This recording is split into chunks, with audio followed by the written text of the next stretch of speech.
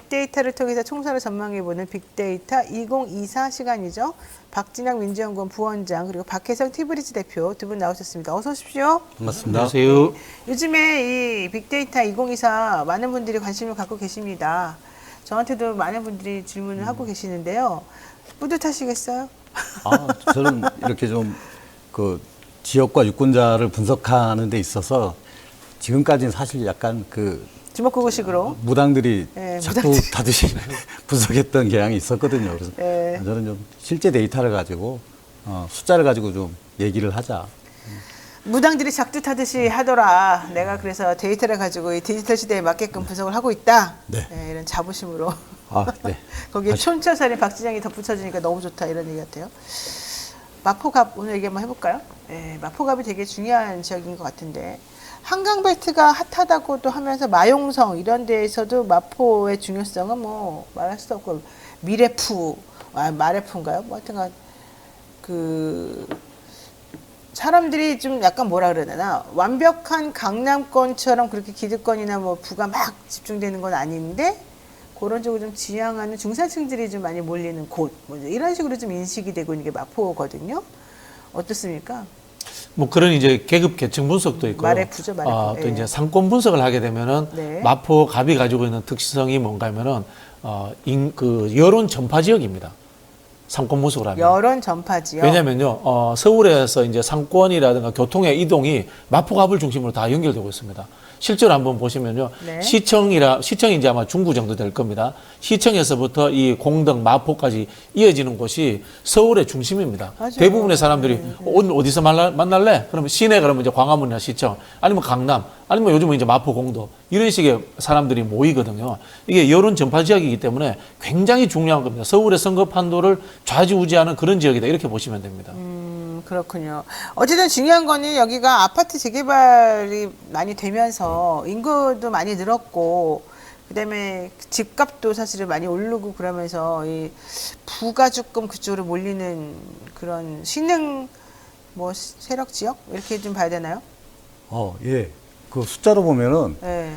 동네가 그 동네도 변했고 거기 거주하는 분들이 바뀐 것 같아요. 그러니까요. 네, 재개발되면서 네. 거주민들이 바뀐 것 같습니다. 그래서 정치 지형도 많이 바뀌고. 제가 그 공덕 네. 뭐 마포 요 동네에 법원이 있어요. 서부지방법원이. 네, 그렇죠. 네. 검찰청도 있고 마포 경찰서도 있고 그래서 거기를 되게 자주 가요 제가.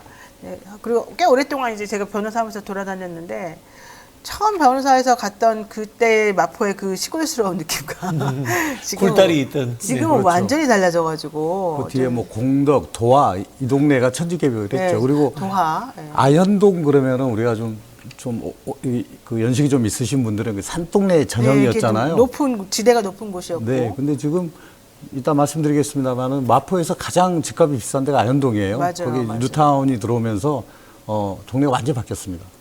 자, 마포갑 지역구 자세히 한번 살펴보도록 하겠습니다. 마포구의 오른쪽이라고 얘기하던데 노웅래 의원이 사선을 한 곳이잖아요. 네. 노웅래 의원은 그 부친인 노승환 의원이 5선 국회의원이고 네. 구청장 출신이기도 합니다.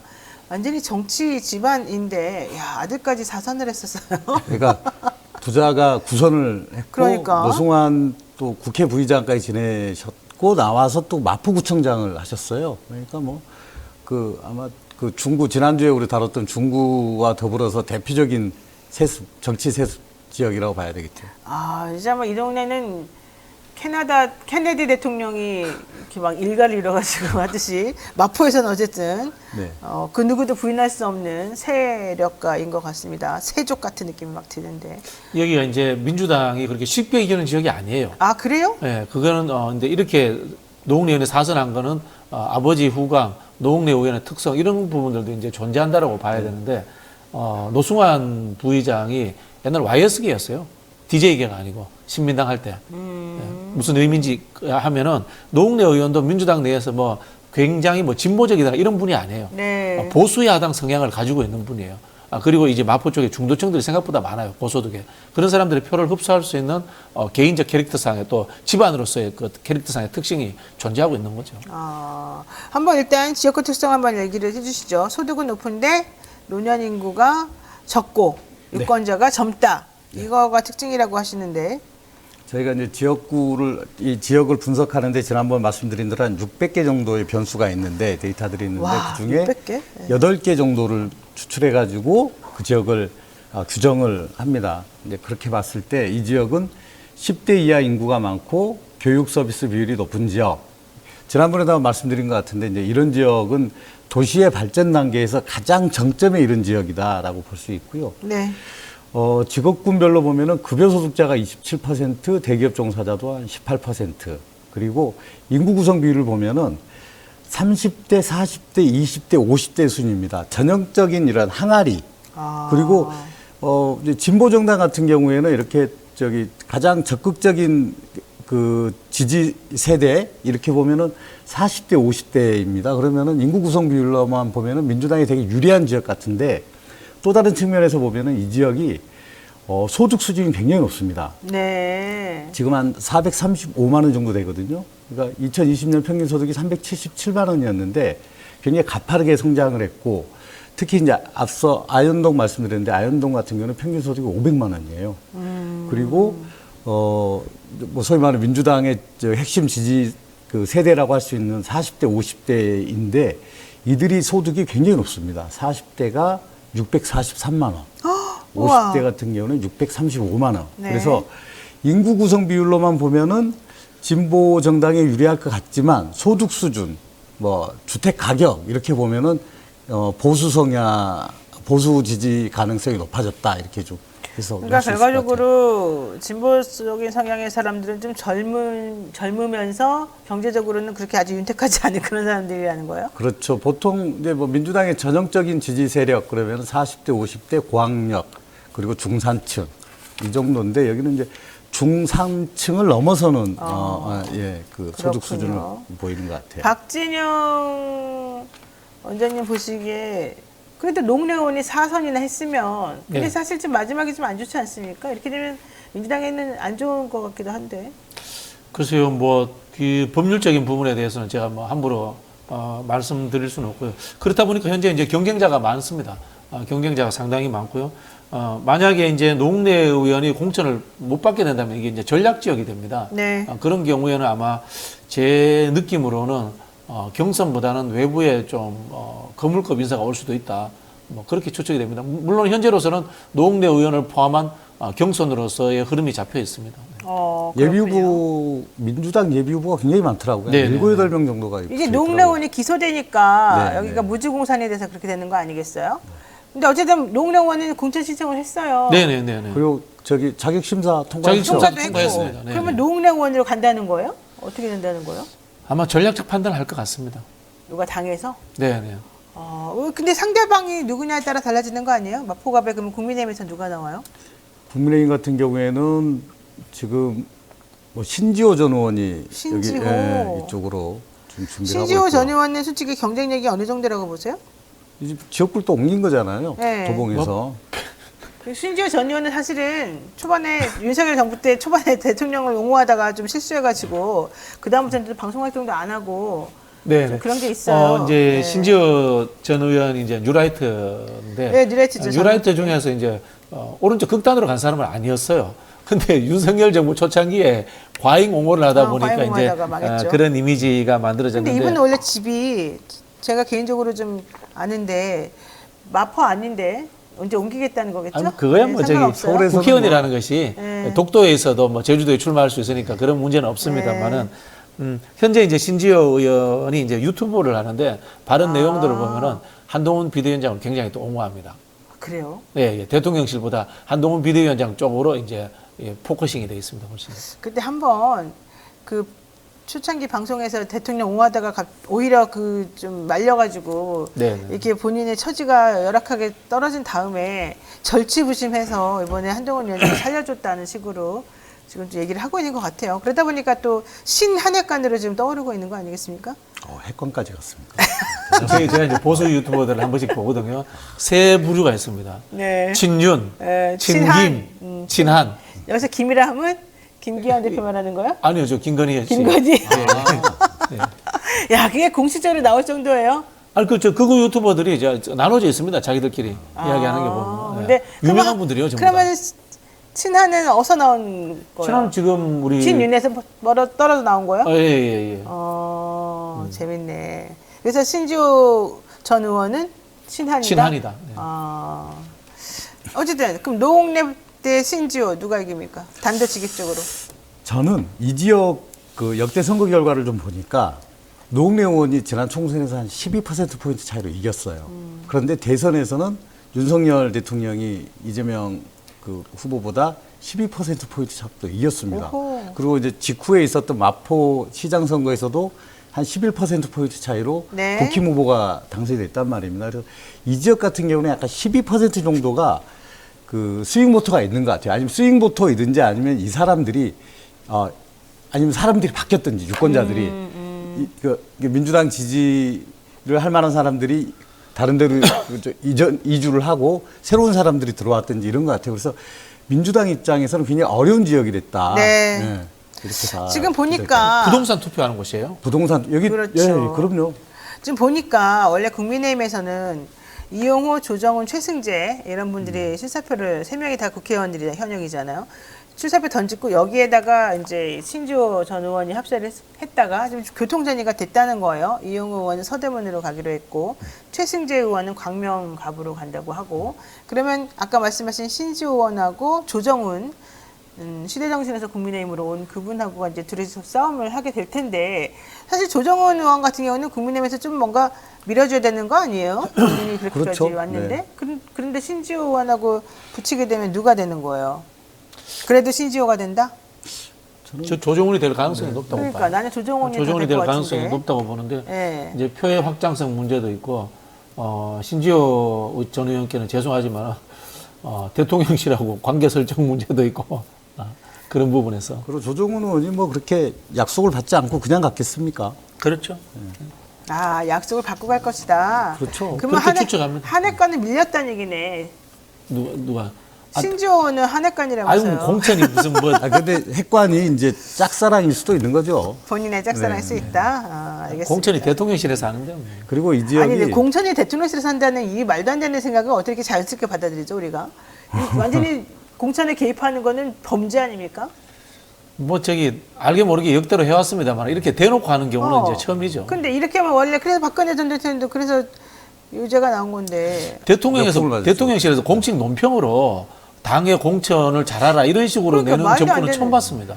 예. 그러니까 아니 저는 그래요. 시스템 공천이든 뭐든 어떻게 대통령실에서 그런 말 이렇게 노골적으로 그 완전히 개입하고 있다는 증거를 저 스스로가 자백하는 건데 그렇죠.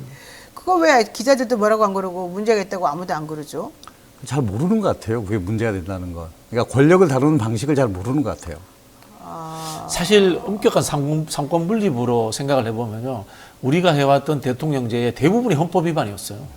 그래요? 예, 여야 진보 보수를 막론하고 대통령실의 이 여당에 대한 과도한 개입들 이거 많았지 않습니까? 뭐 예를 들어서 윤석열 총장 임명됐을 때 여당이었던 민주당 국회의원들이 막 옹호를 합니다.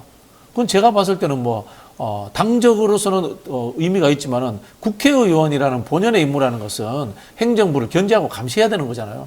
그런 하나의 본연의 임무를 내려놓았던 거예요. 상권분립 위반이었던 아니 거예요. 어쨌든 그랬다 하더라도 박근혜 전 대통령이 유죄가 되면서 어쨌든 이건 안 된다는 게 나온 거잖아요 법적으로. 그렇죠, 네. 그러면 그 이후에 지금 문재인 대통령, 윤석열 대통령인데 이 두 분은 그렇게 하면 안 되는 것이고 그래서 문재인 대통령 안 한 거 아니에요 그때? 그렇죠. 네. 그러면은 윤석열 대통령 하면 안 되죠. 본인이 특히 박근혜 전 대통령이 그런 거가 공천 개입한 게 문제다라고 해갖고 기소해서 유죄까지 나왔는데. 뭐 검찰 독재 정권인데 뭐. 검찰 독재 정권이라는 게 결국 사법부가 손바닥 맞장구 쳐주니까 그런 일이 있는 거 아닙니까? 그런가요? 거기까지 자신이 있으니까 두려움이 없는 거겠죠. 거기에 대한 문제의식이 없으니까 또 본인이 수사해서 다 기소했던 분들 다 사면 풀어주고 복권, 예, 다 그냥 따뜻한 댁으로 돌아가서 편히 쉬십시오 이러고. 자, 또 두 번째 보겠습니다. 김경률 비대위원 결국 불출마 선언을 했습니다만 마포을 지역구입니다. 이게 정청래 의원이 현역인 곳이죠. 네. 국민의힘 대표에서 김경률 비대위원 어쨌든 돌려보니까 안 되는 걸로 나오기도 했습니다만은 또 워낙 정치 신인이기도 하고 워낙 시끄럽게 정리가 안 되기도 해서 출마는 포기한 것으로 얘기가 됐습니다만. 제가 뭐 농담 비슷하게 이야기했으면 이분은 목표가 진중권을 넘어서는 셀럽이 되는 거. 그렇죠. 그리고 두 번째는 한동훈을 대통령 만들어서 집권되는 거. 그런 거기 때문에 이길 가능성이 없는 마포울에 이렇게 본인이 집착해야 될 이유가 없죠. 아니 내가 진짜 들었더니 마포울에 본인이 가게 된 것도 무슨 대단한 계산과 대단한 전략에 의해서가 아니더라니까요. 이분이 MBN 나와가지고 내가 왜 마포울에 가게 됐느냐 한동훈 비대위원장하고 얘기하다가 여기 비었네 내가 가야지 이렇게 됐다는 거예요. 한동훈 비대위원장이 여기 비어서 너 가라 이래가지고 됐다는 거예요. 정청래 의원이 자꾸 한동훈 오라고 그러니까 본인이 한동훈 아바타가 되겠다 이런 거 아닙니까? 아니 근데 사실 좀 잽이 되나요? 그 정도 되나요? 중요한 건 그렇죠. 다 좋다고 칩시다. 어쨌든 그래서 이름도 많이 날렸고 뭐 용감하게 마리 앙뚜아네트 비유도 얘기했고 그래서 결국은 또 대통령실하고도 각을 세우면서 본인의 정치적으로는 저는 이득을 많이 봤다고 생각해요. 이 사람 입장에서는 뭐 국회의원 되는 게 목적이 아니라고 한다면 굳이 나중에 바뀔 수도 있습니다만 그렇다면 이번에 어쨌든 비대위원은 유지하면서 나는 마포울에 안 나가겠다 불출마하겠다 요 정도까지가 정리한 거잖아요. 그분이. 그렇죠. 네. 그럼 앞으로 뭐 다른 데라도 혹시 나갈 가능성이 있어요? 이제 나중에 뭐 공천 막바지 가면은 이제 비는 데가 있을 수 있죠. 뭐 사고가 생기는 데가 있어서 항상 그런 그런 데 일들이 간다는 있거든요. 뭐 그렇게 갈 수도 있죠. 근데 한동훈 비대위원장 입장에서는 김경률이 자기 대신 그렇게 막 싸워주면서 어느 정도는 이렇게 길을 좀 닦아놨다고 생각할 것 같은데 사실 진중권 교수가 방송에서 한 얘기가 이거예요. 내가 김경률에게 전화를 해봤더니 뭐 대통령실에서 나한테 압력 준 거 없다던데 이렇게 말했다는 겁니다. 근데 솔직히 그 말을 믿을 수가 있나요?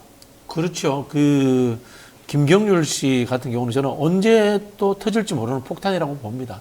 앞서 말씀드린 것처럼 이 국민의힘 공천이라는 것은 대통령실에서 다 기획한다고 보고요. 결국에 변수는 김건희 씨가 또 언제 튀어나오느냐. 네. 또 김경률 씨가 언제 또 본인의 특유의 그분도 깐죽거림인지 뭔지는 모르겠습니다만은 본인의 그 캐릭터상의 성격적인 이 특징을 돌출시키느냐 여기에 달려 있다고 봅니다. 네.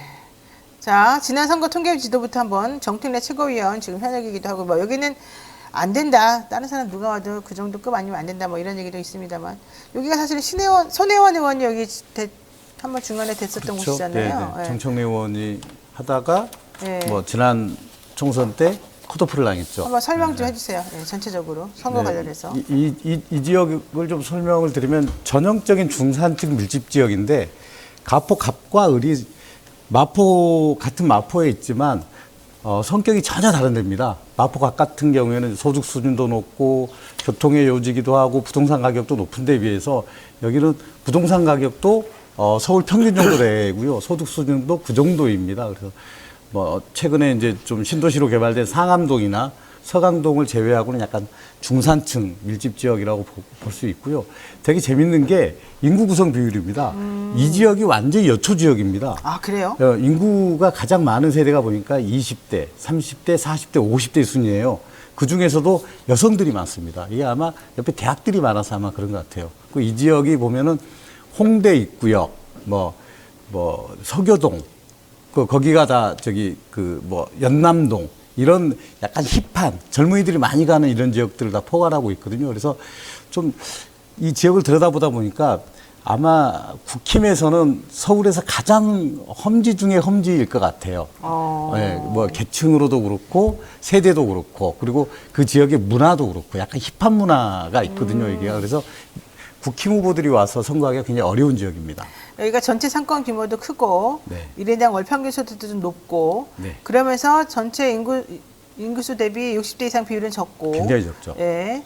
그리고 소매업 비율도 적고 이렇게 네. 지금 되어 있네요. 여기 되게 재밌는 게 네. 이 지역의 마포울의 전체 상권의 그 총 매출이 3조 6천억인데 서교동이 아까 말씀드린 홍대 입구역이거든요. 얼마나 될 것 같습니까? 대략. 글쎄요, 한 뭐 20% 차잖아요. 20%. 보니까 1조 5천억이에요. 거의 절반 가까이입니다. 그리고 저는 특정 동에서 이렇게 매출 규모가 큰 건 처음 봤습니다. 그러네. 여기 1인 가구가 많아요. 1인 특히 가구가 이제 많습니다. 말씀하신 것처럼 소호도 많고, 그 다음에 또 이제 이 DMC 같은 경우에는 미디어 관련 업종에 종사하는 분들이 많은데, 그쪽에도 이제 젊은 여성분들이 실제로 방송 업무에 그렇지, 많잖아요. 많이 거기서 계시잖아요. 종사하고 그러다 보니까 계시죠.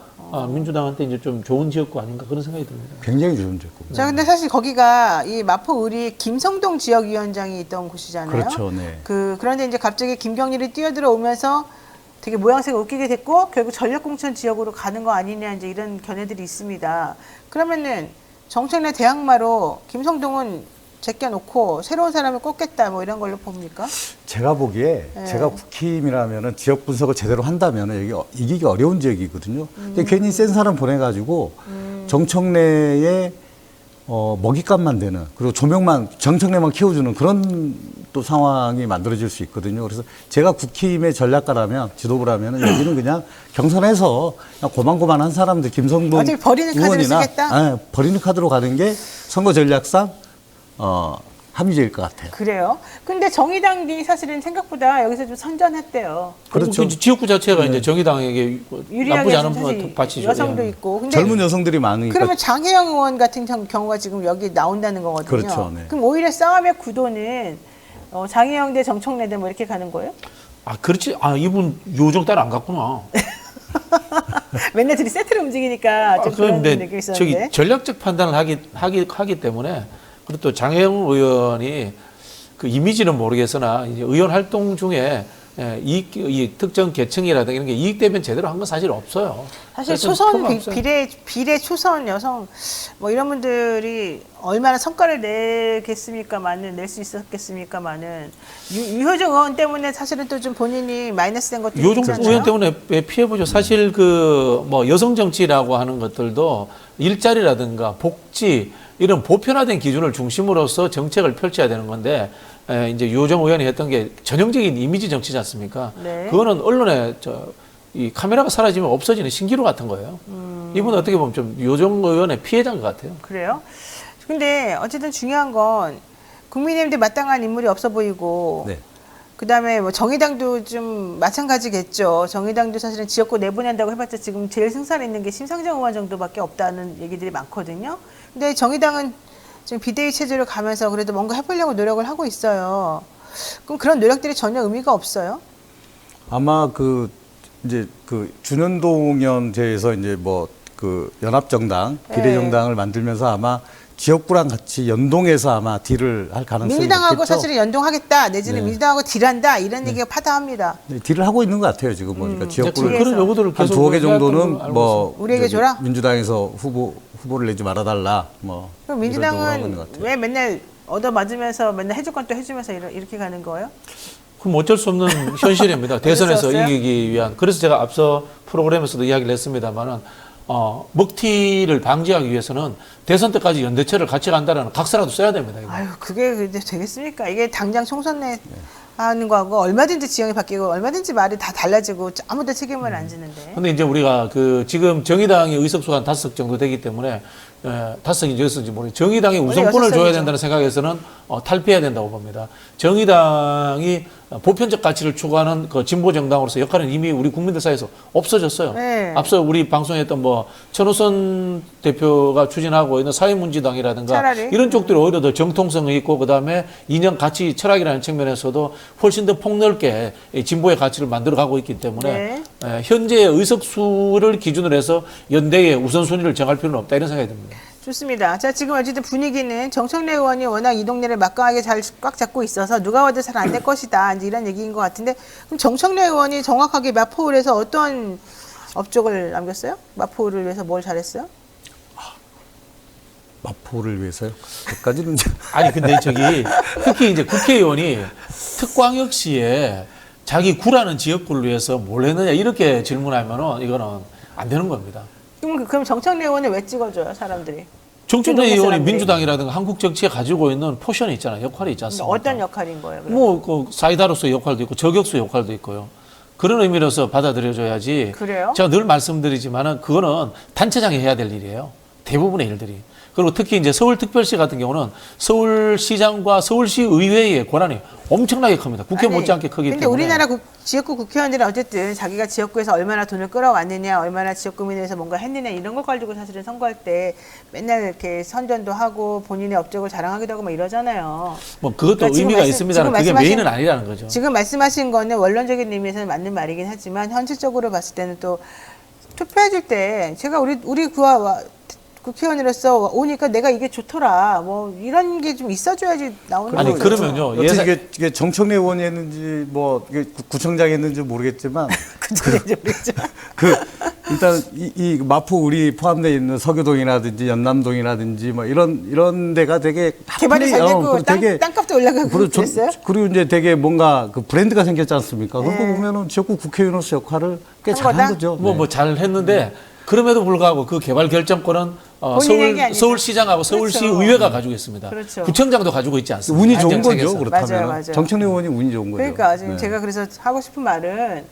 국회의원을 뽑을 때 뭐 지역구든 비례든 간에 어쨌든 누굴 뽑을 때 사실은 생각하는 변수가 아까 600 몇 개라고 하셨는데 그런 것보다는 그냥 딱 이미지 뭐 내지는 뭐 이 사람이 가지고 있는 포션 이런 그 추상적인 거 가지고 좀 찍는 것 같다 이런. 근데 이제 정청래 의원 정도 되면 나름 거물이잖아요. 그러니까 거물. 그러면 이제 정청래 의원이 가지는 정치적 미래 뭐 이런 것들을 보고 오히려 주민들이 투자하는 차원에서 투표할 가능성이 높지 않다 그렇게 그렇군요. 봅니다. 좋습니다. 자, 그럼 요거는 조금 이제 시간이 조금 남아서 제가 잠깐 여쭤보는 건데 이명백 공관위원장이 그 사실은 저는 이제 민주당의 이재명 대표하고 문재인 전 대통령하고 같이 만났잖아요. 그래서 명문정당 얘기도 하고 그래서 이재명 대표가 또 준연동형 선거제로 결단도 내린 것 같고 이제 이런 식으로 생각해서 좀 친명과 비명 내지는 친문과 친명 간의 좀 화합 분위기가 어느 정도는 좀 또 조성이 돼서 이렇게 좀 민주당의 분열이나 이런 게 좀 없어지지 않을까 좀 생각을 또 해봤는데